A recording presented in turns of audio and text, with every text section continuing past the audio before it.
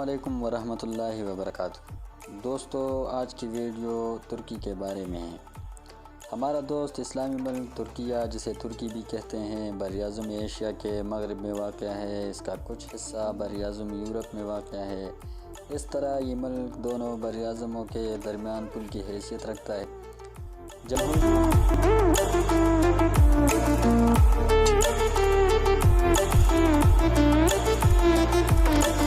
جمہوریہ ترکی کے مغرب میں یونان، شمال مغرب میں بلغاریہ، شمال میں بحیرہ اسود، جنوب میں شام، عراق اور بحیرہ روم اور مشرق میں ایران ہے۔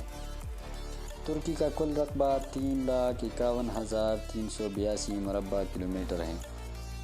ترکی ایشیا کا ایک ترقی یافتہ ملک ہے۔ ترکی کا دارالخلافہ انقرہ ہے۔ ترکیہ کی آبادی 6 کروڑ ہے۔ ترکی 1923 میں انقلاب کے بعد جمہوریہ بنا اور جدید ترکی کے بانی مصطفیٰ کمال اتاتürk نے اپنی قوم کو نئی راہ پر ڈال دیا اور ملک سے جہالت کا خاتمہ کر دیا۔ ترکی میں ترک قوم کے علاوہ 1 کروڑ 20 لاکھ کرد بھی آباد ہیں۔ یہاں کی کرنسی لیرہ کہلاتی ہے۔ استنبول، ازمیر، ادانا، کونیا یہاں کے مشہور شہر ہیں۔ ترکی ایک جزیرہ نما ملک ہے، یعنی اس کے تینوں طرف پانی یعنی سمندر ہے اور مشرق میں خشکی کے راستے ایران کے ساتھ اس کی سرحدیں ملی ہوئی ہیں۔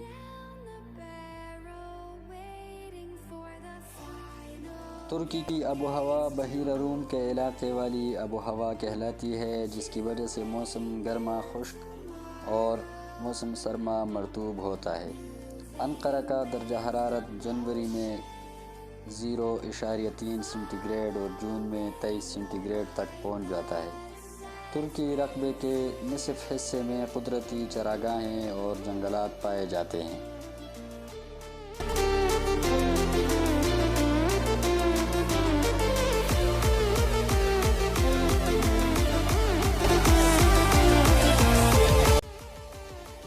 یہاں بلوچ، چیڑ اور صنوبر کے درخت عام ہیں۔ یہاں زراعت بعد بھیڑ، بکریاں اور مویشی پالنا لوگوں کا پیشہ ہے۔ ترکی میں معدنیات کے وسائل کوئلہ، کچا لوہا، کرومائٹ، تیل اور تانبے کے ذخائر کی صورت میں موجود ہیں۔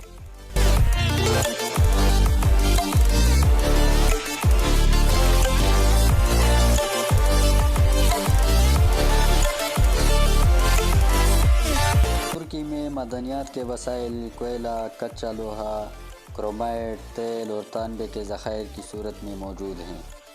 ترکی میں پن بجلی طاقت کا اہم وسیلہ ہے۔ زراعت ترکی کا سب سے اہم پیشہ ہے۔ زیادہ تر لوگ کسان ہیں۔ زرعی زمین پر زیادہ تر غذائی فصلیں اگائی جاتی ہیں۔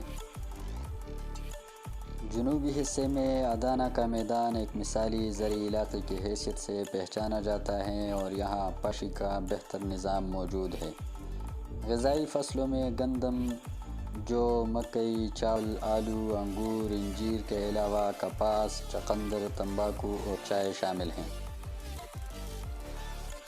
صنعتی پیداوار کا تقریباً 30% سرکاری کارخانوں سے حاصل کیا جاتا ہے۔ سوتی اور اونی کپڑوں، کاغذ کی تیاری کے علاوہ سیمنٹ سازی، چینی بنانے اور کاروں کے کارخانے قائم کیے گئے ہیں۔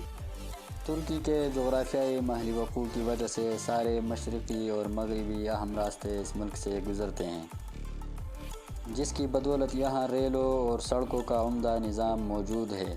اس کے علاوہ ترکی میں بحری راستوں کو بہت اہمیت حاصل ہے۔ استنبول اور ازمیر اہم بندرگاہیں ہیں۔ ترکی میں فی کس سالانہ آمدنی 1820 امریکی ڈالرز کے برابر ہے۔ ترکی میں پرائمری اسکول تک تعلیم لازمی ہے اور 78% بچے اسکول جاتے ہیں۔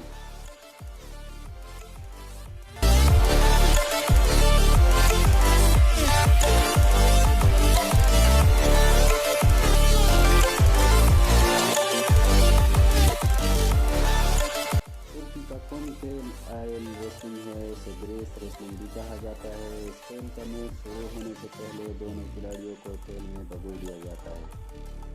ترکی کی آدھی آبادی 30 سال سے کم افراد پر مشتمل ہے۔ 23.4% آبادی 14 سال کے بچوں اور 30% آبادی 30 سال سے کم عمر کے لوگوں پر مشتمل ہے۔ 65 سال سے زائد عمر کے افراد تقریباً 8.5% ہیں۔ ترکی دنیا کا واحد ملک ہے جس میں سب سے زیادہ مساجد ہیں۔ ترکی سالانہ سب سے زیادہ چائے پیدا کرنے والا ملک ہے۔ اس سلسلے میں ترکوں نے برٹین کو پیچھے چھوڑ دیا ہے۔ ترکی کا قومی زبان ترکش ہے اور یہ 70% بولنے والی زبان ہے، لیکن اس کے علاوہ یہاں زوزاکی، عربی، کرمانگی اور دوسری بہت سی زبانیں بولی جاتی ہیں۔ آپ حیران ہوں گے کہ 11,000 سال پہلے زراعت کا آغاز اسی سرزمین سے ہوا تھا۔ ترکی کے ڈرامے اس وقت پوری دنیا میں مشہور ہیں۔ حال ہی میں ارطغرل نے پاکستان کے اندر جتنی پاپولیرٹی حاصل کی ہے وہ ہم سب کے سامنے ہے۔ استنبول دنیا کا واحد شہر ہے جو 2 براعظموں کو آپس میں ملاتا ہے۔ گرے وولف یہاں کا قومی جانور ہے۔ ریڈ ونگ قومی پرندہ ہے۔ ترکی دنیا کا 10واں بڑا زرعی ملک ہے۔ ترکی پورے دنیا میں کاٹن، سن فلاور، بین، انگور، سیب اور ڈرائی فروٹ ایکسپورٹ کرنے میں بڑا مشہور ہے۔ ترکی میں ہر سال دسمبر کے مہینے میں مولانا جلال الدین رومی کا عرس منایا جاتا ہے۔ یہ عرس اتنے بڑے پیمانے پر منایا جاتا ہے کہ اسے انٹرنیشنل میڈیا کی کوریج ملتی ہے۔ پوری دنیا میں موجود ہیزل نٹس کا 70% حصہ ترکی کے اندر پیدا ہوتا ہے۔ ترک قوم میٹھا کھانے کی بے حد شوقین ہے، اس لیے جب ترکی میں کسی کے ہاں بچہ پیدا ہوتا ہے تو وہ اپنے عزیز رشتہ داروں کو حلوہ کھلاتے ہیں، اور اگر فوتگی ہوتی ہے تو بھی لوگوں کو حلوہ دیا جاتا ہے۔ دنیا میں سب سے زیادہ چائے ترکی میں پیدا کیا جاتا ہے۔ ترکی دنیا میں چائے پیدا کرنے والا 5واں بڑا ملک ہے۔ ترکی کے اندر شادی انتہائی اگلی عمر میں کی جاتی ہے۔ یہاں نوجوان نسل کالج کے زمانے میں ہی اپنا لائف پارٹنر ڈھونڈ لیتی ہے، اور یہ شادی نبھانے کے بھی بہت پکتے ہیں، اس لیے ترکی میں طلاق کی شرح انتہائی کم ہے۔ ترک قوم سوشل میڈیا پر سب سے زیادہ اکاؤنٹ بنانے والی دنیا کی 3ری بڑی قوم ہے۔ ترکی میں ریڈ کلر کی کیپ پہننے کو انتہائی معیوب سمجھا جاتا ہے۔ ریڈ کلر کی کیپ پہننے کو یہاں بغاوت سمجھا جاتا ہے۔ طیب الدوان 14 مارچ 2003 کو ترکی کے وزیر اعظم بنے۔ انہوں نے چند ماہ میں پورے ملک میں گورننس کا سسٹم ٹھیک کر دیا۔ حکومتی نظام آن لائن ہو گیا۔ عوام کو سرکاری دفتروں میں دھکے نہیں کھانے پڑتے ہیں۔ نئی سڑکیں بنی، ریلوے کا نظام ٹھیک ہوا، ترکش ایئر لائن بحال ہوئی۔ ترکش ایئر لائن دنیا کی 7ویں بہترین اور بڑی ایئر لائن بن گئی۔ ترکی میں ہر سال 3 کروڑ سیاح آنے لگے۔ سیاحوں کی بڑی تعداد یورپ اور عرب ممالک سے آتی ہے۔ ترکی 10 بڑے سیاحتی ممالک میں شامل ہیں۔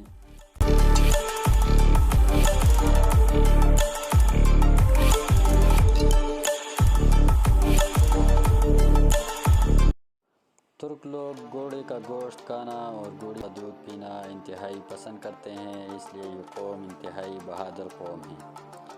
ہر ترک پاکستان اور پاکستانی قوم کا بہت قدر کرتا ہے۔ آپ جس ترک سے بھی ملے تو آپ سے انتہائی گرم جوشی سے ملیں گے۔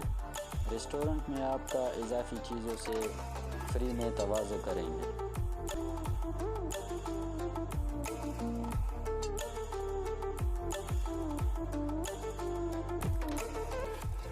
ترکی کا سالانہ G D P 2.2 trillion dollar ہے۔ یہاں کی اوسط عمر 73 سال ہے۔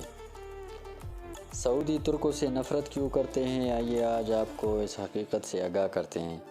جب سعودی عرب اپنی تاریخ پر نگاہ ڈالتا ہے تو اسے سلطنت عثمانی کا دور یاد آ جاتا ہے۔ آیا صوفیہ کے عین سامنے سن 1818 میں سلطنت عثمانیہ کے فوجی سعودی عرب کے شاہ عبداللہ بن سعود اور حنبلی امام کو ایک زنجیر میں جکڑ کر استنبول لے آئے۔ جب عبداللہ بن سعود کا سر قلم کیا گیا تو ایک بہت بڑا ہجوم آیا صوفیہ کے باہر جشن منا رہا تھا۔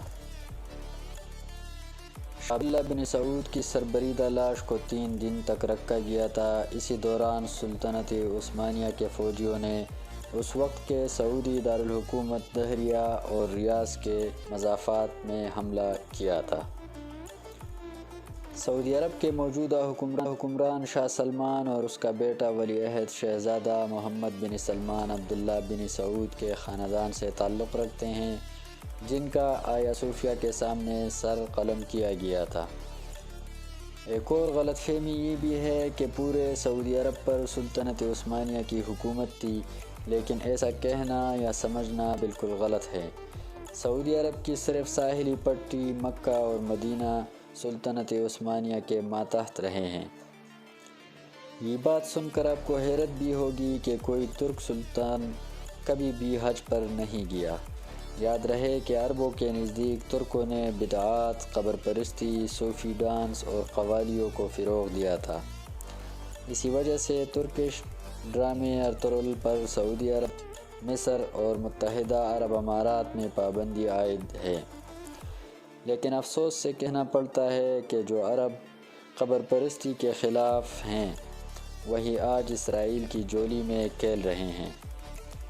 نبی کریم صلی اللہ علیہ وآلہ وسلم نے فرمایا تھا، عرب کے لیے تباہی ہیں۔ اللہ ہم سب کا حامی و ناصر ہو۔ اب تک کے لیے اتنا ہی کافی ہے۔ ملیں گے آنے والی ویڈیو میں۔ اپنا خیال رکھیے گا۔ اللہ حافظ۔